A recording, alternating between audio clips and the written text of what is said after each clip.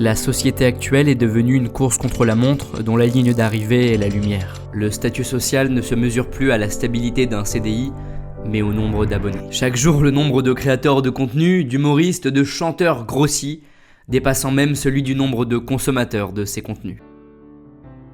Et j'en fais partie, je jette aucune pierre. Mais dites-vous que pour regarder toutes les vidéos présentes sur YouTube, il vous faudrait près de 6 millions d'années. Et ce chiffre augmente à chaque mot que je prononce. On essaye tous de s'accorder pour se dire, comme dans une forme de déni collectif, que chaque like est une particule de bonheur qui viendrait former un tout qui nous rendrait heureux.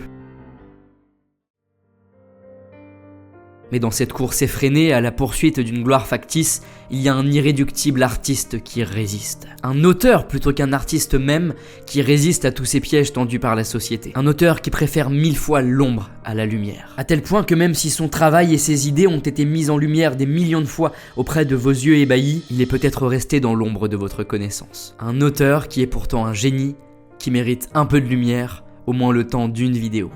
De cette vidéo. Et c'est drôle parce que l'une des personnes qui l'a aidé à devenir une star, Kian Kojandi, le mec de Bref si vous préférez, a participé à une chanson de Tioma dans lequel ce dernier dit « Peut pas y avoir le jour s'il y a pas la nuit. Peut pas y avoir la nuit s'il y a pas le jour. » Et toutes ces œuvres que vous aimez tant n'aurait pas pu voir le jour si cet homme n'avait pas surgi dans la nuit. Ce génie de l'ombre derrière toutes vos blagues préférées, c'est Bruno Muschio, alias Navo.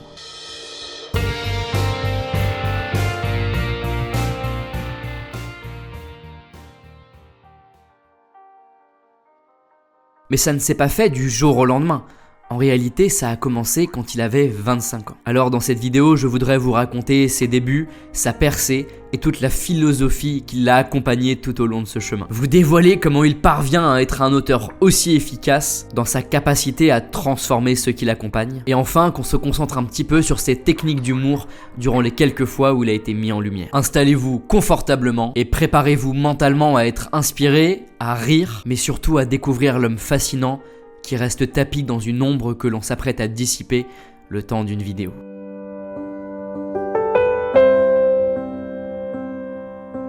Plutôt que de le présenter moi-même, reprenons ces mots quand Topito lui a demandé 3 façons de se présenter. Le mec qui se la raconte sur Twitter, le mec, le super beau gosse. Bon, pas sûr que ça vous éclaire beaucoup, sauf sur son humour cinglant. Remontons au tout début. L'histoire de Navo, elle commence... Oui, attendez, on va l'évacuer tout de suite. Il s'appelle Navo parce que plus jeune avec ses amis, ils avaient un langage particulier où ils ajoutaient des AV un peu partout. Pour lui, ça a donné Brunavo et ensuite... Navo. Voilà, maintenant je peux utiliser le surnom Navo sans que votre esprit ne divague en vous demandant d'où ça vient. L'histoire de Navo donc, elle ne commence pas comme un artiste dont les parents auraient prévu pour lui un chemin tout tracé à la force de leur réseau. Elle commence à Stein, dans le 9-3. Son père faisait de l'import-export d'art et sa mère travaillait avec son père avant de se reconvertir dans le milieu associatif. Tu dis que tes parents étaient autodidactes. Ouais. Et enfin, ils ont arrêté l'école tôt aussi et ça les a pas empêchés de vivre, quoi. Ton père il faisait de l'import-export d'art, c'est ça? C'est ça. Ta mère elle faisait quoi? Ma mère, à l'époque où quand j'étais petit, elle était avec mon père et elle faisait du commerce avec lui. Et après, elle est partie dans les milieux associatifs. Mais en réalité, quand je dis que sa vie n'a pas réellement commencé comme celle d'un artiste, ça n'est pas tout à fait vrai. Elle commence un peu comme celle de Romain Gary. Romain Gary, c'est un écrivain à succès, notamment connu pour La Promesse de l'Aube ou encore La Vie devant soi, le seul auteur à avoir remporté 2 prix Goncourt, alors que c'est normalement interdit, tout simplement parce qu'il a écrit le 2e livre sous un pseudonyme, Émile Ajar, dans l'ombre donc. Et la particularité qui fait Romain Gary, c'est son rapport avec sa mère. Une mère qui, dès son plus jeune âge, voyait en lui un homme d'avenir qui réussirait quoi qu'il en coûte. À tel point qu'on peut lire dans un témoignage de l'écrivain, quand je me trouvais au lycée devant un professeur qui m'avait mal noté, ma mère disait « Vous êtes un imbécile intégral, vous ne comprenez rien à rien ». Je me souviens de voir devant le lycée de Nice, ma mère avec sa canne, arrêtant un professeur malheureux, un professeur de mathématiques. J'étais complètement nulard en mathématiques. Il n'y a pas un professeur au monde qui aurait pu tirer quelque chose de moi à cet égard. Ma mère lui est tombée dessus en disant « Ce n'est pas mon fils qui a besoin d'être en 4e ou en 3e. C'est vous qui devriez y retourner pour apprendre les choses élémentaires que l'on doit enseigner aux enfants. Et bah la mère de Navo, c'est un peu le même profil. Elle a toujours cru en lui de la manière la plus aveugle qui soit. Et la ressemblance est troublante quand Navo raconte ceci. Ma mère a jamais été inquiète. Je pense que il y avait ce côté mère trop fière, sûre que son fils était un génie. Mais je pense que quand on répète toute ta vie que t'es un génie, à un moment tu finis par le croire. Et vu que 80% de ce que t'es, c'est ce que les gens croient que tu es, et donc ce que toi tu crois que tu es, là c'est bon, j'ai des lunettes. Et les gens pensent que je suis intelligent. Quand je foutais la merde à l'école, elle disait aux profs oui, mais un jour vous paierez pour voir ce qu'il fait à l'école. Donc, C'est vrai. ouais, donc elle avait ce niveau d'assurance. Et finalement, elle a eu raison. Et ça, c'est hyper intéressant. On peut se dire soit qu'elle a eu une lucidité folle, soit un peu de chance parce que ça s'est avéré vrai. Ou on peut l'expliquer par l'effet Pygmalion, qui démontre que la façon dont nos autorités référentes, nos parents, nos professeurs, nous traitent a une influence considérable sur notre évolution et notre confiance en nous. Bon, la petite différence quand même qu'on peut y trouver, c'est que Romain Gary, dès le lycée, il a reçu de nombreuses distinctions littéraires, alors que Navo arrête l'école à 16 ans pour aller travailler avec son père. Mais à ce stade-là, on peut déjà remarquer une chose essentielle qui va rythmer toute sa vie et tout son parcours, l'autodidaxie. La volonté d'apprendre par lui-même, comme l'ont fait ses parents, qui ont réussi alors qu'ils ont fait peu d'études, parce qu'ils ont appris par eux-mêmes. Et pour apprendre par soi-même, il faut expérimenter. Et c'est ce que va faire Navo, grâce à une première rencontre d'enfance qui va tout changer, celle de Kéron. Kéron, c'est aujourd'hui un humoriste qui a réussi, dont les spectacles sont complets, et qui est notamment connu pour ses talents d'improvisateur. Mais c'est aussi un ami d'enfance de Navo. Et ça a été une chance pour lui pour deux raisons. Première, évidente, c'est que Kéron a réussi à pénétrer le milieu artistique et donc Navo a pu le suivre dans cette aventure. Mais la seconde raison est beaucoup plus intéressante et surtout plus surprenante. Navo est très prolifique, c'est le moins qu'on puisse dire. Mais c'est pourtant quelqu'un qui se décrit comme flemmard. Moi j'ai jamais été moteur, je suis pas du tout un moteur, je suis Ok. pas une locomotive. Moi je suis un gros suiveur. C'est pour ça que quand tu me dis qu'est-ce que t'as fait dans la vie, c'est très rare de voir un truc que j'ai fait tout seul. Ouais, mais t'as un wagon, mais à première classe. Bah en tout cas, moi j'ai pas la motive. Moi mon but dans la vie c'est d'être chez moi et de rien faire. Et donc c'est les autres qui me motivent. La motivation des autres, ça me booste. Et Kéron lui par contre il a toujours été motivé. Et ça avait pas mal décollé justement sous son impulsion, beaucoup son impulsion à lui quoi. Et si Navo a été un excellent conseiller qui a permis à Kéron de progresser, Kéron a été le moteur qui a forcé Navo à se bouger et à exprimer son génie. Gagnant, gagnant. Sans cette rencontre, il serait peut-être resté toute sa vie dans son canapé, comme les personnages de Bloqué, avec un talent inexploité. Dans l'ombre non par choix, mais par fatalité. Alors, suivant ce premier moteur qui a été Kéron, il emprunte un premier tunnel créatif. Et non, ce premier tunnel, ça n'a pas été l'humour, c'était le rap. Et oui, Navo, avant d'être un auteur d'humour à succès, c'était un aspirant rappeur. Et là, on voit deux choses qui prennent tellement de sens dans son parcours. D'abord, Kéron comme premier moteur. Navo explique, dans une interview écrite, « Ouais, Kéron était un peu plus vaillant que moi à l'époque. Comme on écoutait du rap, il a dit « Bah on peut le faire ». Il commençait à gratter des trucs, comme il en a fait, j'en ai fait, et un pote nous a dit « Moi aussi je veux en faire ». Du coup on a fait un groupe qui s'appelait 7ème Sens. Ensuite, on a rencontré d'autres potes et on a fait un crew, l'Arcane. Oui, j'ai retrouvé des extraits, c'est cadeau. Ou comme une fanatica, la gueule, je me la donne. Comme White, comme un jeune, tu plantes gueule, si top de flic, c'est fun. Comme tu es gun. Oui, il y avait Sniper ou encore les psychiatres de la rime en featuring, ça en dit long sur leur détermination de l'époque. Et la deuxième chose que je trouve géniale, c'est qu'un des albums préférés de Navo, c'est celui d'Ayam, Ombre et Lumière. Et comme une prophétie, le travail de l'ombre qui était celui de Navo finira par être une lumière. Et celui qui à cette époque est un nobody pourra dire un jour Ayam. Alors cette mise en lumière, elle commence en 2008, comme la plupart des humoristes de l'époque, au Jamel Comedy Club. Et à ce moment où Kéron rejoint la troupe, Navo est responsable informatique d'un cabinet de notaires. Informatique, notaire, je crois qu'on peut pas faire plus à l'opposé que ça du milieu de l'humour. Alors Navo, la marmite à idées, se retrouve dans l'univers bouillonnant du stand-up. Et là, le plus simplement du monde, il se rend aux sessions de stand-up de Kéron. Il se met juste à faire quelques petites suggestions aux humoristes qui passent sur le plateau. Ouais, là tu pourrais ajouter ça, là tu pourrais laisser un silence, peut-être que la blague tomberait mieux, etc. etc. Ah bah, j'ai commencé en co-écrivant. En fait, j'ai commencé le métier en 2008, on va dire, commencer le métier sérieusement, quoi, en disant ça, je veux que ce soit mon travail. Et j'étais co-auteur de Kéron. C'est comme ça même que je suis rentré dans le truc, c'est Kéron qui m'a appelé. Il m'a même pas vraiment appelé, il m'appelait parce que c'est un pote d'enfance. Et à force que je lui dise, ah tu pourrais faire ci, tu pourrais faire ça, parce que lui il arrivait au Jamel Comedy Club. Ok. Il m'a dit, non mais vas-y, viens directement. Ouais, en fait, je découvrais mon métier en le faisant, en fait. C'est que j'étais au... En fait, donc je suis pote d'enfance avec Kéron. À un moment, Kéron se lance dans le stand-up.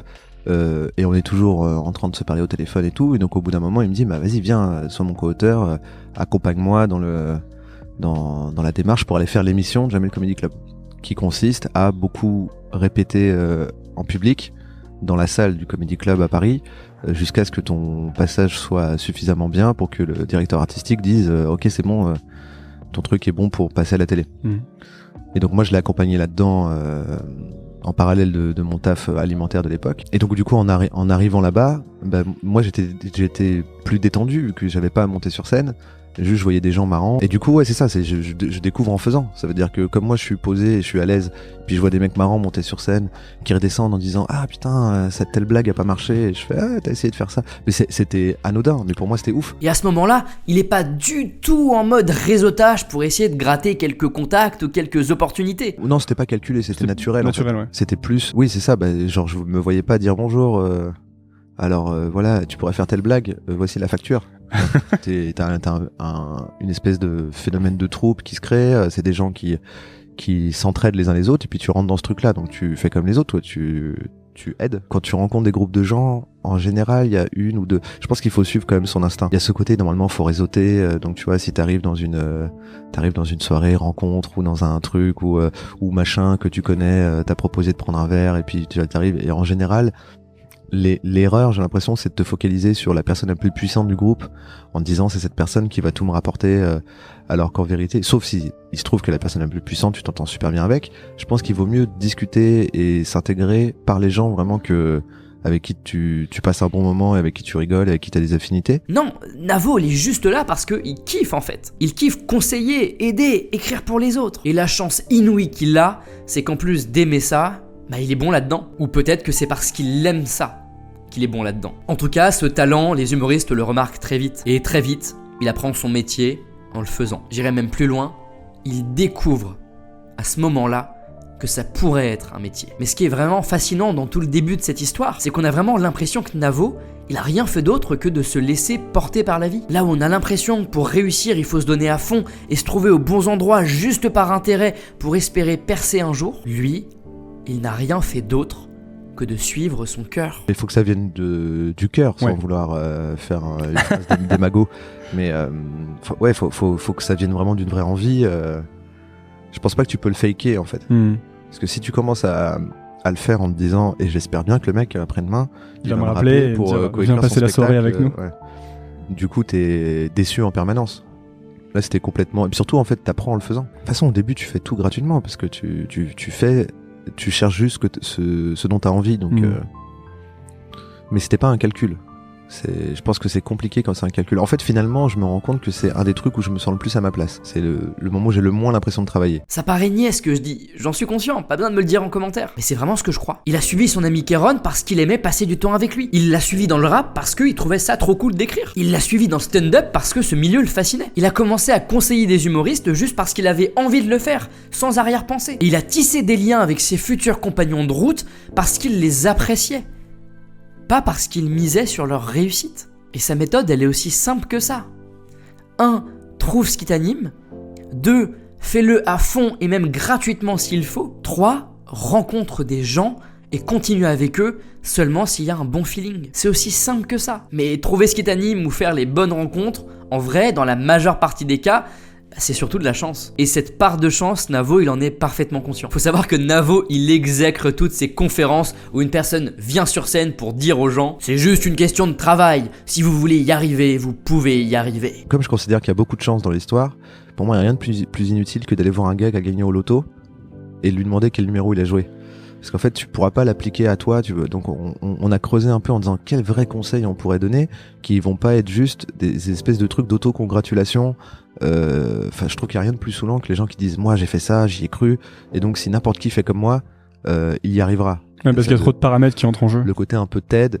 Le côté un peu donc c'est cool pour se motiver d'avoir quelqu'un qui dit ça, qui dit mais moi aussi personne croyait en moi et moi aussi nanana, mais tu dis oui mais c'est d'accord, mais en vérité pour un gars comme toi qui a réussi, il y en a 16 000 qui n'ont pas réussi, et donc tu peux pas faire comme si t'étais la seule représentation du gars qui a galéré et puis qui a réussi, comme si le fait d'avoir galéré et d'avoir affronté des obstacles était la seule raison de ta réussite. Non, Navo, le seul conseil qu'il donne aux gens qui veulent réussir, c'est ayez de la chance. Ça paraît con comme conseil, hein, je suis d'accord, mais c'est un peu plus profond que ça en a l'air. Ce qu'il veut vraiment dire, c'est que statistiquement, tu peux pas avoir de la chance tout le temps ou de la malchance tout le temps. Ça s'équilibre à un moment. S'il y en a qui réussissent plus que d'autres, c'est juste que ces gens-là ont réussi à bien utiliser la chance lorsqu'elle s'est présentée à eux. Tout est une question d'opportunité. Donc soit tu fais tout très bien pour que la chance le voie au moment où elle arrive, soit tu ne fais rien parce que de toute façon tu ne sauras pas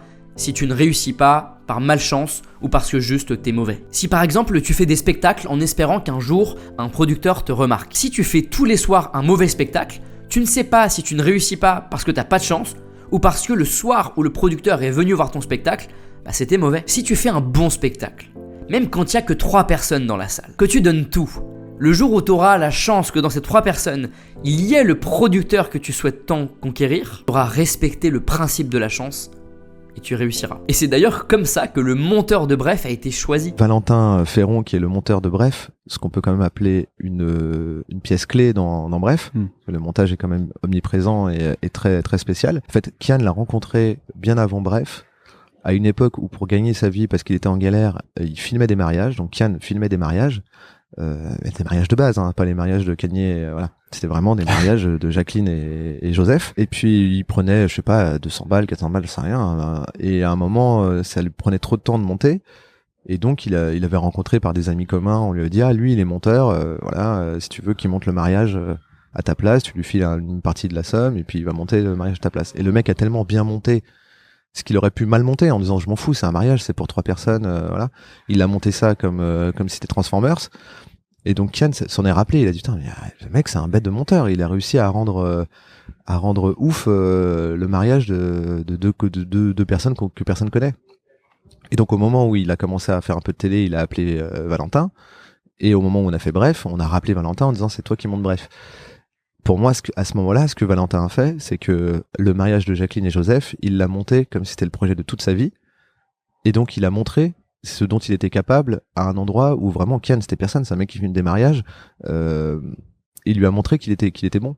Donc il a de la chance, ça veut dire la chance qu'il a eue, c'est qu'après Kian a fait sa vie, il a fait des trucs, puis à un moment il y a eu Bref, et il a été appelé pour ça en fait. On l'a appelé parce que il avait respecté il avait fait très bien son travail, et qu'au moment où il s'agissait d'avoir de la chance, et du coup il avait respecté la chance. Je la trouve incroyable cette histoire. Je trouve que c'est vraiment inspirant et c'est vraiment la meilleure image possible de toute cette idée de Navo qui dit ayez de la chance. Voilà donc la leçon qu'on peut retenir de ses débuts. Faites les choses à fond ou ne faites rien. Bref, à ce stade de sa carrière où Navo commence à évoluer un peu dans le milieu du stand-up, il commence à se faire pas mal d'amis par-ci par-là et à monter tout un tas de projets. Et ce notamment avec une personne qui deviendra son acolyte de toujours, Kian Kojandi. Et ça, à mon sens, c'est le vrai tournant de sa carrière. Alors avec Kian, Navo va tenter plein de projets qui ne vont pas réellement aboutir. En tout cas, pas un succès retentissant au point de changer leur vie. Enfin ça c'est vrai, jusqu'à ce jour où il décide de monter un projet vidéo. À ce moment-là, Navo n'a fait qu'un seul projet vidéo avec, je vous le donne en mille, Kéron. Mais c'était un petit projet qu'il avait fait gratuitement, toujours dans cette volonté de simplement créer. Sauf qu'à l'été 2011, il va enfin y avoir cet alignement de planètes que Navo appelle la chance. Navo, il faisait donc toujours tout très bien, quitte à le faire gratuitement, en attendant que cette chance arrive. Et toute la chance qu'il attendait, elle va arriver d'un seul coup, au même moment. Kian et Navo, alors qu'ils sont en train de travailler sur le spectacle de Kian, ont eu une idée qu'aujourd'hui on qualifie de géniale mais qui à l'époque était un peu disruptive, un programme court, très court. Alors Kian et Navo testent des trucs, ils modifient, ils itèrent, jusqu'à aboutir à un épisode scripté qu'ils présentent à leur producteur, Harry Torgman, qui leur dit « Les gars, c'est incompréhensible à l'écrit votre truc, faites-moi un pilote ». Un pilote, c'est une sorte de maquette, une sorte d'épisode un peu test pour voir si on va ensuite en produire beaucoup plus. Alors ils le font et leur producteur va le présenter à Canal. Canal les convoque en leur demandant s'ils pouvaient en faire 4 pour voir ce que ça donnerait si ça devenait une série. Kian est un peu hésitant parce qu'ils avaient quand même mis 1 mois pour en faire un seul, mais Navo acquiesce directement.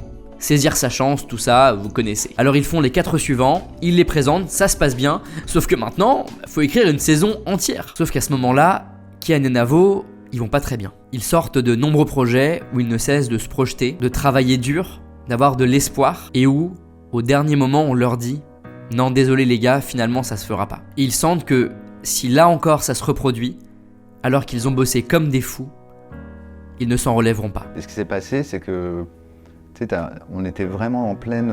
c'est une frustration qui existe toujours, mais là on était vraiment en train de se remettre de cette frustration de... À chaque fois on dit que c'est bon, Ah oui, oui, et bien au sûr. dernier moment on Ouais, dit non. ça se fait pas. Mais du coup, non, nous on était échaudés parce que, bref, c'était un projet parmi 300 autres où on s'était pris des vents. Donc nous, on se disait juste, bon bah, Canal a l'air intéressé, mais comme les 16 dernières fois où quelqu'un a l'air intéressé, puis il nous mettait un vent au dernier moment, le téléphone répondait plus, puis on n'avait plus de nouvelles. Il faut bien se rendre compte de la violence de ce milieu qui ferme brutalement des portes qu'il a laissé percevoir comme entr'ouvertes. Il refuse de suivre une énième fois cette lueur d'espoir qui les fait croire inlassablement qu'ils sortiraient un jour de cette ombre frustrante. Alors ils attendent.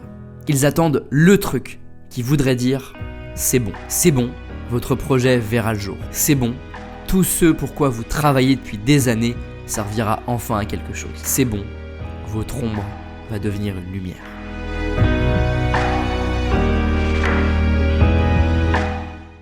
Et début juillet 2011, ça y est, ils ont la validation finale. Le programme Bref verra le jour.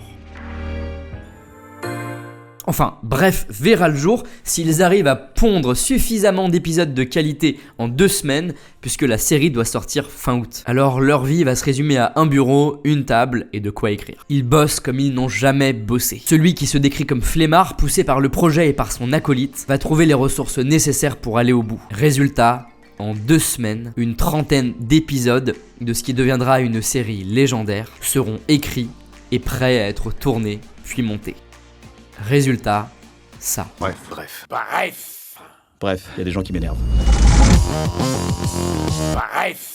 Un succès sans précédent pour les 2 troubadours qui vont se retrouver dépassés par un succès sans précédent. Et à partir de là, c'est bon, ils pourront monter les projets qu'ils veulent. C'est bon, on leur fait confiance. C'est bon, ils ont réussi. Et d'autres programmes courts à succès vont suivre, Bloqué ou encore Serge le Mito. Navo va devenir un co-auteur reconnu qui accompagne énormément d'artistes que vous connaissez. Shirley Soignon, Greg Romano, Thomas VDB, Sébastien Marx, Ambroise Xavier, etc. C'est bon, il a réussi. Mais rappelez-vous le début de la vidéo. Je vous disais que Navo était l'irréductible artiste qui refuse la course à la gloire et à la célébrité. Donc quand je dis qu'il a réussi, je dis pas qu'il est connu, qu'il est riche ou qu'il est célèbre. Je dis qu'il a réussi selon sa propre définition. Pour moi, réussir, c'est pouvoir choisir ses projets et gagner suffisamment de sous avec pour ne pas mourir de faim. Finalement, la même définition que Kian Kojandi dans la chanson de Thioma dont je vous ai parlé au début. Et le travail alors ? Travail, bah je sais pas, si tu fais un truc, que t'as l'impression d'être vendredi à 18h à chaque fois que tu le fais, c'est que c'est bon signe. Et l'argent, c'est cool. Ah, c'est méga cool l'argent. Mais ce qui est encore plus cool, c'est quand tu fais un truc et tu te dis, mais attends, c'était payé en fait. Peut pas y avoir le jour. Navo, à partir du moment où il a une liberté créative pleine et entière, où il peut faire les projets qu'il kiffe et choisir ce qu'il fait de son précieux temps, il a réussi. Réaliser un film au cinéma parce que c'est le Graal artistique des auteurs, il s'en fout. Il s'en fout parce que ça l'amuse pas. Pour lui, le Graal, il l'a atteint avec la série Bref. Cet alignement des planètes qui n'arrivera plus jamais et qu'il ne cherche pas à dépasser. Après Bref, je me suis dit, de toute façon, c'est bon, j'ai fait Bref. C'est déjà plus que ce que j'aurais rêvé, parce qu'en fait ça a atteint des niveaux, genre les gens me disaient ils ont révolutionné l'audiovisuel et tout, alors que nous vraiment on s'en foutait. Je me disais, il y a deux choses, déjà ça c'est plus que ce que tu imaginais, et en plus ça m'a soulagé d'un truc, c'est que je me suis dit l'alignement était tellement incroyable, donc il y avait ce truc un peu magique qui je pense ne se reproduira pas, ou peut-être se reproduira peut-être une fois, comme une éclipse, tu vois. Et donc ça m'a soulagé, je me suis dit bon bah... Tu vois ça comme une anomalie en fait un peu. Ouais, mais je me dis donc ça m'a soulagé, je me suis dit ce sera jamais aussi fou. Quand on a fait Bloqué, là quand on fait Serge le Mytho, j'ai aucune attente que ça fasse les mêmes scores et la même... le même emballement, qui est le même emballement autour que pour Bref. Là où on tombe tous dans le piège, vous et moi, des attentes qui augmentent constamment et qui nous obligent à rester malheureux, lui, il parvient à l'éviter. Quand il fait quelque chose d'incroyable, il ne cherche pas la fois d'après à faire quelque chose d'encore plus grand, il cherche juste à faire ce qu'il aime. Et tout ça, on le ressent juste avec les deux premières questions que Kian et Navo posent à Maxime Biaggi et Grimm dans Un bon moment. Comment vous vivez votre succès, les gars? Ça se passe bien? Vous êtes plutôt serein, ou est-ce que vous êtes en genre merde, maintenant la balle elle est là, faut remettre un jeton, faut aller encore plus? Est-ce que vous êtes dans le tourbillon de l'exigence, en mode il faut faire mieux, il faut faire mieux, il faut faire mieux? Je suis bien. Globalement ça se passe bien. Mais même vous intérieurement, est-ce que vous êtes Ah oui. même au niveau des prépas, vous gardez la bonne ambiance? Parce que c'est quand même un accident là-bas cette émission. Ou encore quand il explique sa façon de gérer ses émotions quand il sent qu'il commence à tomber dans ce piège. Par rapport à ça, ma technique, c'est tu prends le gars d'avant, choisis ton moment, tu sais, le moment où tu dis, je sais pas, j'aime bien streamer. Tu vois, ce gars-là, là, tu l'invoques. Moi, c'est ça ma technique. Ouais. Et moi, je prends, quand je quitte mon taf dans le bureau, en disant, putain, si j'arrive à gagner un petit peu d'argent en faisant des blagues, t'imagines? Ce serait ouf, genre, j'ai plus besoin d'être dans un bureau. Et je lui montre là où je suis maintenant, tu vois. Et ça marche de ouf. D'essayer de te rappeler, de dire, est-ce que tu pèterais pas un plomb, tu vois, si tu remontes de 4-5 ans, et que tu te montres au Zénith. Ah ouais. Mais arrivé avec 6000 personnes qui ont payé et tout, qui sont là, qui font ouais, Grimm. Mais tu vois, je sais pas si tu vois juste montre-toi ça. Et ça, je trouve ça hyper inspirant parce que je suis le premier à avoir beaucoup de mal à le faire. À chaque nouvelle vidéo qui fait un certain nombre de vues, ça devient mon seuil de bonheur. Si la suivante ne fait pas plus, je le vis comme un échec. Et ça, c'est très malsain. Aujourd'hui, Navo, il se décrit comme étant en paix. Et j'espère pouvoir l'atteindre un jour, cet état. Et j'espère que vous aussi, vous y parviendrez. Alors pour cette leçon de vie qui m'encourage à éviter de tomber là-dedans, merci Navo. Mais merci aussi pour toutes les méthodes que j'ai pu apprendre grâce à toi, en tant qu'auteur ou en tant qu'orateur, et que je vais vous dévoiler à partir de maintenant.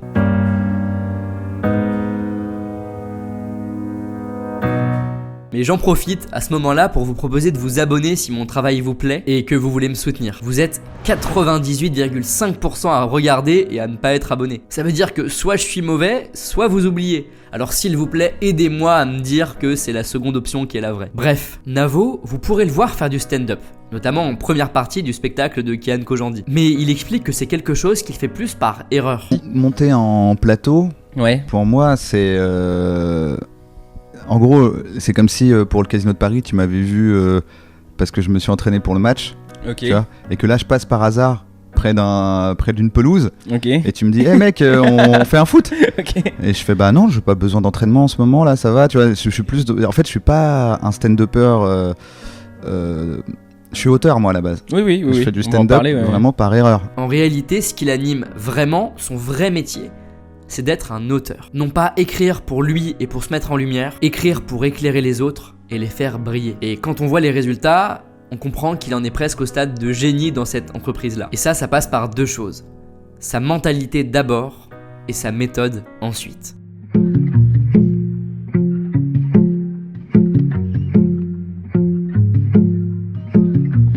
Pour bien comprendre sa mentalité, écoutons d'abord la réponse qu'il donne lorsqu'on lui pose cette fameuse question. C'est pas trop relou d'être dans l'ombre? T'as pas envie de briller toi aussi? C'est intéressant d'ailleurs parce que c'est une question qui revient beaucoup. Alors c'est pas trop dur d'être dans l'ombre et ça. Si on m'en avait pas parlé, je me serais pas posé la question. Ça. Parce que pour moi, il y a un truc où c'est un projet. La personne sur scène est un projet comme un autre. Tu vois, quand on fait Bref, c'est pareil, on me voit pas l'image, mais c'est un projet et ça paraît pas du tout. On dit rarement à un réal. Tu vois, tu vas pas voir Azanavicius en disant alors t'as le seum un peu, t'aimerais pas trop être Jean Dujardin et être dans The Artist. Mais c'est moi qui l'ai fait, The Artist c'est super, non? Il y a un truc de... Mais pour la scène, il y a un truc différent, peut-être parce qu'il y a une gratification instantanée, ou je sais pas, il y a un truc des applaudissements et tout, de cette sensation de oh le pauvre, c'est pas lui qu'on applaudit, mais techniquement ce que les gens applaudissent c'est l'œuvre. C'est l'œuvre, ouais, c'est l'ensemble. Tu vois. D'ailleurs, c'est bien quand l'artiste tombe pas dans le piège de croire que c'est lui en tant que personne qu'on applaudit. Parce que c'est là que tu montes en l'air et que tu non, ça sera toujours ton œuvre qu'on applaudit, c'est ce que tu montres de toi sur scène. Et c'était mes premiers mots dans cette vidéo. Navo est un irréductible artiste qui parvient à éviter les sirènes du succès. Il n'est pas à la recherche des éloges, des projecteurs ou des likes. Il est à la recherche d'une seule et unique chose qui est son moteur quotidien, le plaisir. Le plaisir en lui-même. Le plaisir tiré du projet et non des lauriers qui en découlent. Il y a souvent cette théorie qu'on doit accepter un projet s'il y a 2 des 3 critères suivants qui sont présents. Ça rapporte de l'argent, le projet en lui-même est cool, les personnes avec qui on va travailler sur le projet sont cool. Et quand on écoute Navo, on comprend que l'argent c'est cool, mais ce qui l'intéresse le plus, c'est les 2 autres critères, le projet et les gens. Les gens parce que sans eux il fait rien, on l'a vu. Et le projet en lui-même parce qu'il recherche d'abord le plaisir de créer. Et retenez bien ça, le plaisir de créer, pas le plaisir de faire ce qui a été créé. L'humoriste, lui, trouve beaucoup de plaisir dans le fait d'être sur scène, au contact direct des gens, quitte à répéter et encore inlassablement les mêmes blagues et le même spectacle. Navo, lui, trouve son plaisir dans le fait de voir exister à travers les autres ce qu'il a créé. Et une fois qu'il a vu ça, il passe à autre chose, pour créer à nouveau et voir exister à nouveau. Ouais, ça me fait plaisir, mais ça me fait tout autant plaisir si on a écrit ensemble et que c'est toi qui montes. Ça me booste pas plus que ça. En tout cas, l'équilibre, tu vois là quand je dis « Ah c'est cool, en ce moment, il y a Sébastien Marx, Thomas VDB et Ambroise Xavier qui sont sur scène », je me dis « c'est trop cool ». Parce que là, j'ai un peu fini, même si c'est jamais fini, de temps en temps on se revoit, on refait un point, on modifie 2-3 trucs, mais il y a ce truc de c'est fini. Mais le truc existe, maintenant il est en train de vivre. Moi j'aurais la flemme de le faire 300 fois, tu vois. Je pense tu vois, il y a ce truc où, pas la flemme, mais... Enfin si, la flemme en vrai.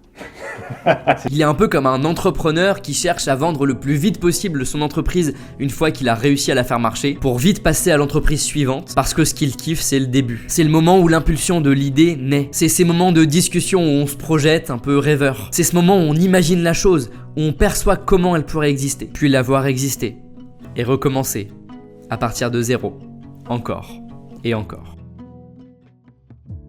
Et cette question du plaisir, c'est celle qu'il se pose à chaque instant de son métier. Moi, je me pose rarement la question de l'objectif du truc. Je me pose la question de ce que je suis content de le faire là maintenant. Et je laisse l'autre fixer un objectif à ce machin, tu vois. Et je crois que c'est pour ça qu'il apparaît aussi apaisé, presque comme un grand sage. Il arrive à rejeter le besoin presque urgent de lumière qu'on nous vend comme la solution du bonheur. Il arrive à se contenter des projets et des gens plutôt que des résultats, et donc à s'éviter la frustration ou la déception en cas d'échec. Et il arrive à être pleinement présent dans ce qu'il fait. S'il est heureux maintenant, en faisant le projet, il est heureux tout court. Et c'est fou parce que ça paraît presque élémentaire ou d'une simplicité folle. Mais aujourd'hui, la simplicité de cette mentalité, elle paraît presque complexe à appliquer. Sauf que Navo, c'est pas juste un petit mec content de faire des petits projets. C'est un mec qui fait des gros projets.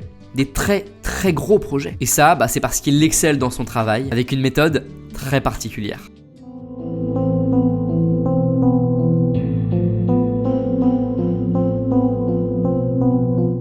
Quand on entend les mots auteur ou co-auteur, on se dit que la méthode doit être assez simple. Que Navo et l'artiste qui l'accompagne se retrouvent dans une salle avec des idées, qu'ils font un brainstorming et qu'ils écrivent ensemble, un peu comme dans les réunions de Cyprien. Ou encore qu'il écrit de son côté des blagues qu'il va soumettre à la validation de l'artiste. Mais non, Navo il fonctionne pas du tout comme ça.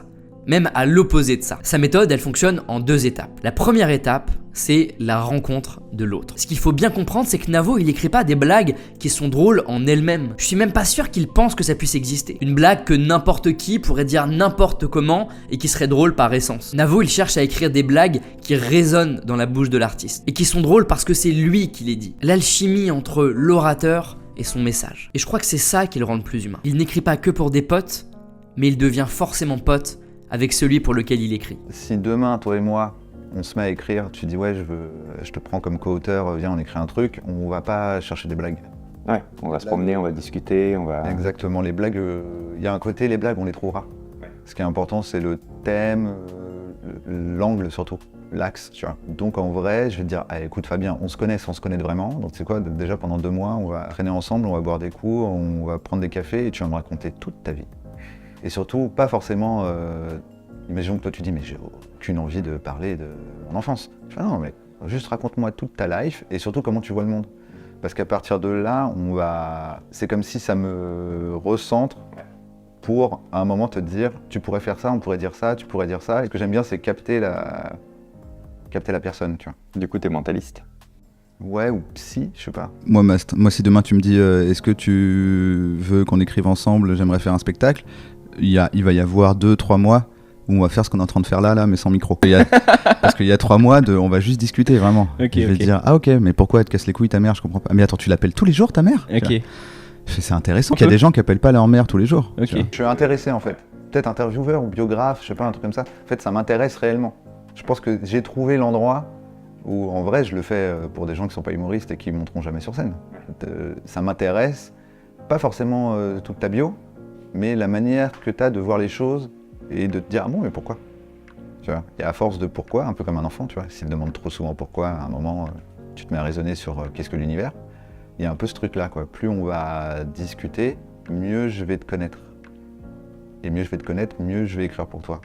Et surtout avec choix. C'est comme s'il cherchait à s'imprégner de tous les éléments qui font la personne. Presque comme s'il pouvait penser, réfléchir, ressentir les émotions exactement comme la personne. Et ça, je trouve ça fascinant. Non content d'être quelqu'un qui s'intéresse plus au projet qu'au succès, c'est aussi quelqu'un qui s'intéresse plus aux humains qu'aux artistes. Et ça, vous pouvez le voir rien que dans sa façon de répondre en interview. Là où n'importe qui verrait une occasion en or pour pouvoir parler de soi, de sa vie, de son œuvre pendant des heures, lui, il se retrouve à inverser l'interview et à poser des questions à son interlocuteur. Mais tu rigoles toujours apparemment, fort. je rigole trop fort. Non, mais moi j'aime bien, c'est pour ça que je viens. Ok, ok. T'as jamais l'air aussi drôle. Regarde, j'ai rien dit là, c'est pour ça que je viens, tu ris comme une de mes meilleures punchlines. Il vient comme ça. Est-ce que c'est un vrai rire, genre, est-ce qu'on peut dire que c'est le même rire que quand tu vois une super punchline d'un stand-upper que t'adores par exemple, ou est-ce que on est dans le rire un peu, ce que moi j'appelle le rire téléphone, c'est un rire social qu'accompagne la personne dans je t'ai bien compris et je suis avec toi et on passe un bon moment ensemble. Et ça, c'est une méthode qui fonctionne très bien quand vous voulez prendre la parole. Cherchez d'abord à vous imprégner du sujet, des idées qui vous viennent, de sentir les choses, de les rendre quotidiennes et naturelles chez vous. Et ensuite seulement vous commencez à écrire ou à structurer. Pour vous dire, quand je fais des vidéos comme celle-ci, je passe d'abord 2 à 3 semaines à écouter toutes les interviews ou à lire tout ce que je trouve sur le personnage pour essayer de comprendre qui il est réellement, ce qui revient régulièrement et finalement ce qu'il façonne. Et seulement une fois que je ressens tout ça, que je suis imprégné, que j'ai compris, je me questionne sur l'angle que je vais choisir et je commence à écrire. Et dans ce processus-là,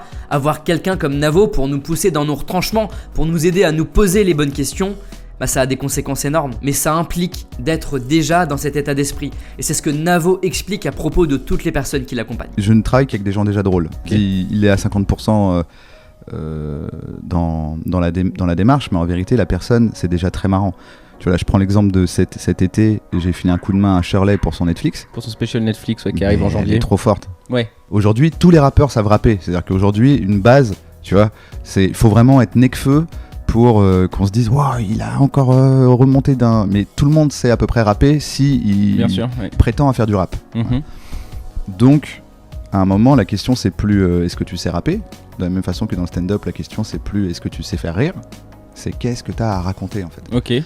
Et c'est intéressant parce que, comme dans le rap et comme dans beaucoup d'autres œuvres, il y a plusieurs étapes pour moi. C'est qu'au début, tu te poses pas de questions en vérité. Au début, ta seule question, c'est est-ce que je suis légitime à être sur cette scène ? Ouais. Et le public te répond oui, suffisamment longtemps pour qu'à un moment, tu sois rassuré. Et tu dis ok, apparemment, je suis légitime pour être humoriste, les autres humoristes me valident, le monde me valide. Et à un moment, tu dis ok, mais alors quoi ?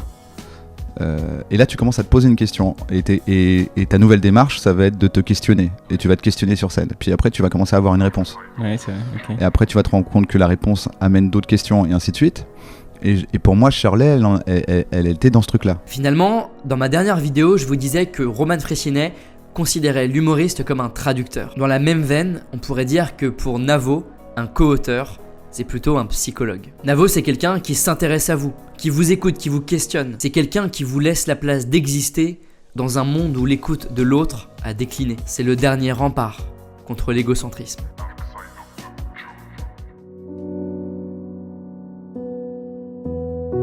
Et une fois qu'il est pleinement imprégné, il accompagne les artistes sur un point essentiel qui constitue presque toute sa méthode, la structuration. Et c'est la deuxième étape. Navo a cette phrase que je trouve hyper intéressante. La créativité, c'est mélanger des trucs que t'avais pas prévu de mélanger. C'est un peu cette idée qu'on ne crée jamais à partir de rien. On crée par l'assemblage de choses que personne n'avait pensé à assembler auparavant. D'ailleurs, c'est pour ça que pour moi, c'est une erreur de considérer que la différence entre l'intelligence artificielle et l'homme, c'est la créativité. Une IA comme ChatGPT, elle est précisément créative parce qu'elle a énormément d'éléments qu'elle va pouvoir assembler de plein de façons différentes. Mais on peut dire que Navo, qui a une intelligence non artificielle, a quand même encore quelques armes pour se battre avec ChatGPT. Et pour bien comprendre cette histoire de structuration, il a une méthode bien à lui qu'il appelle la méthode des chambres et des jouets. Il explique que quand il écrit, par exemple la série Bref, il commence par trouver plein de chambres et plein de jouets, et ensuite il met les jouets dans les chambres. Les chambres, ce sont les thèmes des épisodes, les sujets qu'ils vont aborder. Les jouets, ce sont toutes les petites idées de vannes, de tournures de phrases, les différents comiques possibles,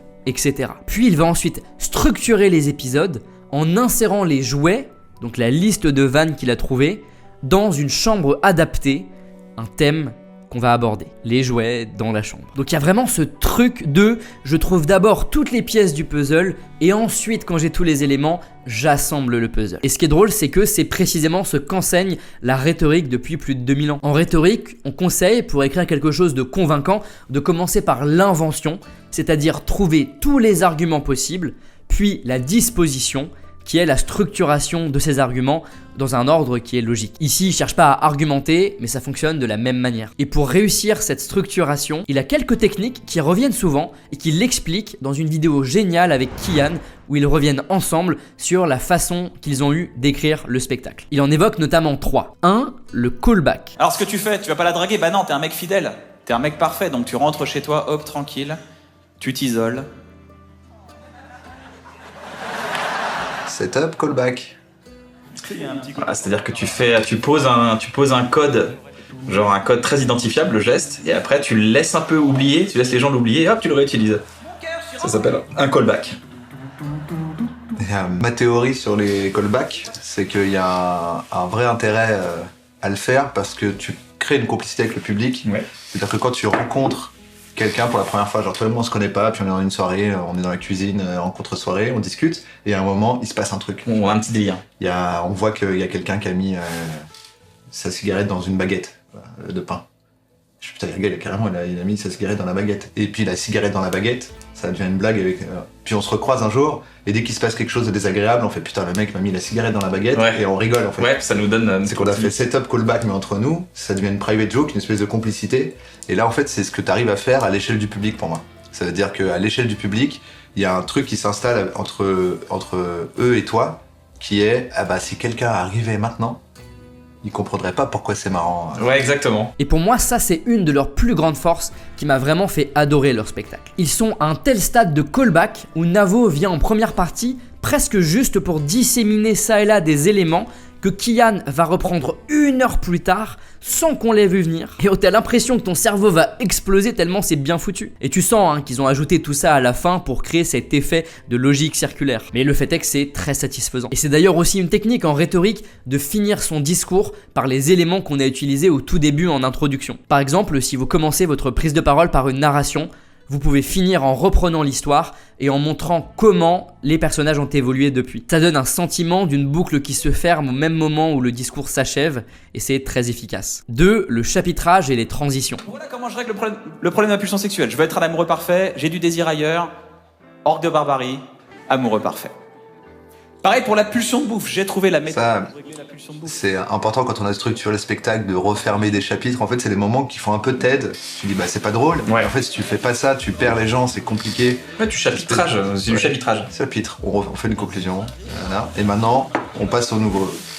Il veille vraiment à ce qu'il y ait une fluidité absolue tout au long du spectacle ou de la série, comme un fleuve qu'on voit s'écouler tout doucement et tranquillement avec émerveillement. Et ça, c'est une nécessité absolue au regard de la manière qu'ont les humoristes de créer un spectacle en général. Souvent, les humoristes testent des petits bouts de spectacle de 5-10 minutes de manière séparée dans des petites salles pour les perfectionner. Sauf qu'ensuite, tous ces petits bouts de spectacle qui existent, il faut en faire un tout qui est cohérent et qui ne soit pas simplement la juxtaposition sans aucune logique de plein de petits bouts. 3. Partir d'abord de l'individu, puis généraliser. Et le point commun entre tous ces gens, c'est que c'était des femmes.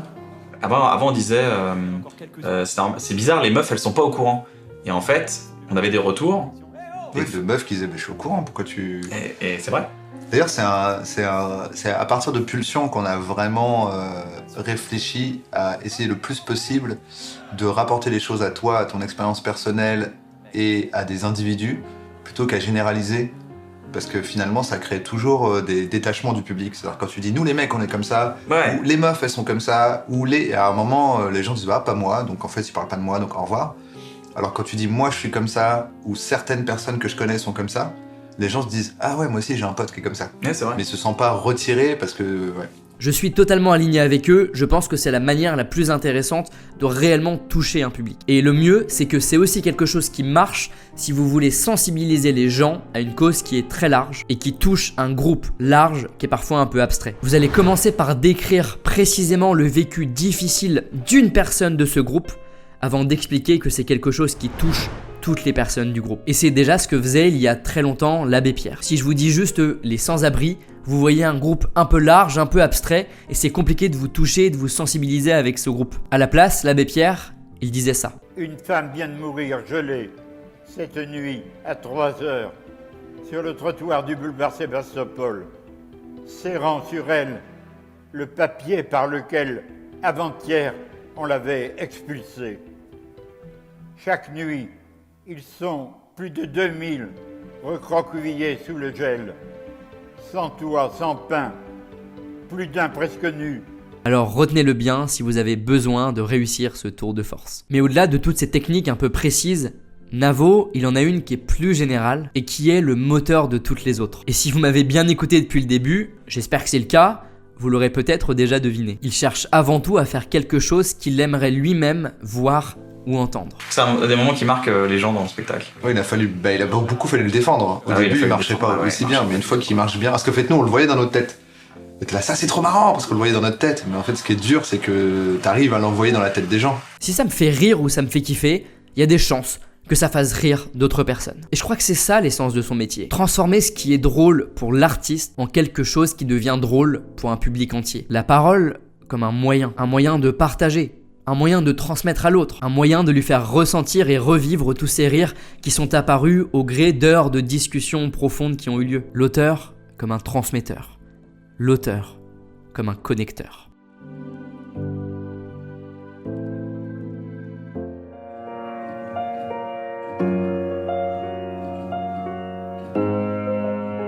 Depuis le début, je parle de Navo comme un auteur, parce que c'est le principal de son activité. Mais vous vous doutez bien que s'il arrive à écrire des choses qui sont drôles pour les autres, c'est qu'il a quand même au fond de lui un peu d'humour, qu'il est quand même drôle aussi, au moins un peu. Alors j'ai pas beaucoup d'extraits de lui sur scène, par exemple. Par contre, il y a un cas particulier que je voulais aborder pour terminer, l'émission Un bon moment. Un bon moment, c'est une émission sur un format discussion chill entre potes, un peu podcast, pendant plus d'1 heure. Et il y a qu'à lire les commentaires pour comprendre que Navo, c'est pas juste un simple intervieweur ou un spectateur dans l'émission.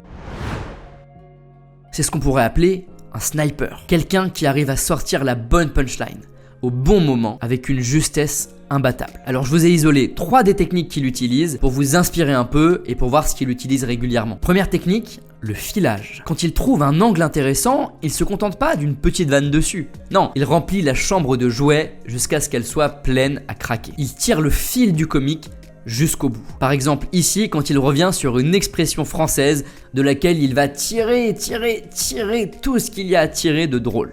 Je suis accompagné aujourd'hui, comme tous les jours, de Navo, mon fidèle acolyte destrier, j'allais dire. Ouais.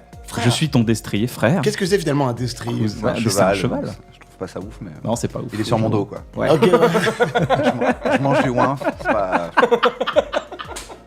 Il a mis une carotte avec un bâton. Ça s'appelle la SACEM. T'es payé. Moi, j'avance. Il y a la SACEM devant. Deuxième technique, l'humour noir et l'absurde. Le concept chill de l'émission et l'image très ironique, très second degré de Navo lui permettent une liberté absolue dans les vannes qu'il veut faire. Il peut donc se permettre de l'humour très noir, très trash, parfois à la limite de l'absurde, comme celle-ci. Dans tes mots de passe, mets des trucs sympas, des trucs que tu kiffes. Ah, genre les trucs que tu dois taper souvent. Ouais, ou un bon souvenir, par exemple, la madeleine de ma grand-mère. Tu tapes ton mot de passe, c'est les madeleines de mamie. 13 novembre. J'en ai une de Rim Kérissi. Troisième technique, la récapitulation. Et je termine par celle-ci parce que je crois que c'est celle qui a le plus de sens par rapport à tout ce que je vous ai dit de Navo depuis le début. Prenez cette vanne qu'il a faite simplement en récapitulant les éléments qui avaient été donnés par Oda. C'était un truc qui était organisé par Booba au stade Pierre de Coubertin. Putain, c'est ouf. Le Uncut Contest. Uncut Contest. C'était un truc de clash chez Coubertin. Le mec a dit l'importance. J'ai participé avec Booba. Et vous retrouvez là les deux rôles de l'humoriste. La créativité, c'est mélanger des choses qu'on n'avait pas prévu de mélanger, et il fait apparaître ce mélange par la récapitulation. Et l'humoriste est là pour rendre drôle des choses banales ou quotidiennes qu'on a tous vécues. On pourrait énumérer des dizaines de techniques qu'il utilise en réalité, je voulais juste vous donner quelques exemples. Mais la vraie force de Navo, c'est que tout ça est englobé et mis en valeur par un ethos, c'est-à-dire une image d'orateur très pince sans rire, toujours très ironique, très subtil. Il lâche sa petite vanne comme une petite bombe cachée que vous pourrez réceptionner au vol ou non. Et c'est très bien illustré par ce commentaire qui est d'ailleurs en top commentaire. C'est énorme parce qu'il rit jamais. À chaque fois qu'il lâche une vanne, il esquisse juste un petit sourire, ça a l'effet d'une bombe. Même pour ses propres vannes, il en reste dans l'ombre pour les sublimer, pour les laisser exister. Voilà ce que c'est Navo. C'est du génie dans l'ombre.